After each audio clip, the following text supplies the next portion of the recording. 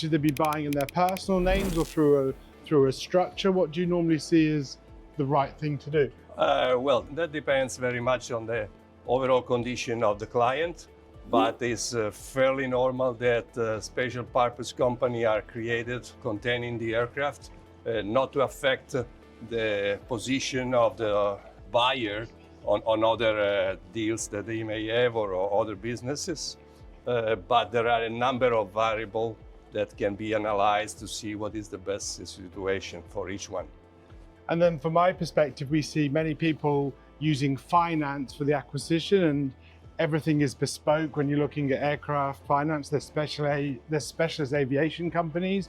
You can do margin lending, Lombard lending, and obviously we can help from a financing perspective with any people that are looking to buy. And then obviously part of the process, is there like a valuation? Is there a pre-purchase inspection? What happens? So let's say we've agreed on the jet, we found a jet, we've made an offer. What happens? Is the offer before inspection or after? The standard procedure foresee that you have a pre-purchase inspection where the buyer is still not fully committed to buy if there is a problem on the aircraft. This is usually carried by big maintenance facility or the manufacturers themselves. And what we can do for the buyer is overviewing the process and make sure that the findings are correctly taken care of.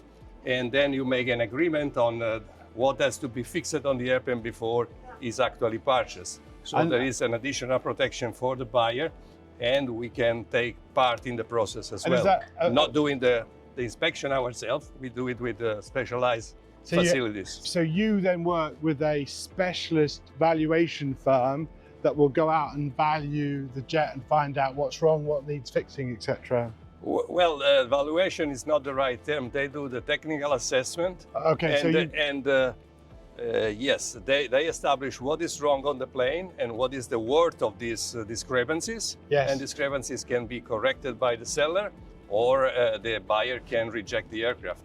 And when we have discrepancies, that's part of the negotiation process. If it needs some maintenance or some parts being replaced, I imagine then that may come off of the asking price. Yes, okay. Normally so. There is a final agreement after the pre-purchase inspection, or sometimes it's even predefined with an amount that the seller will certainly take care of.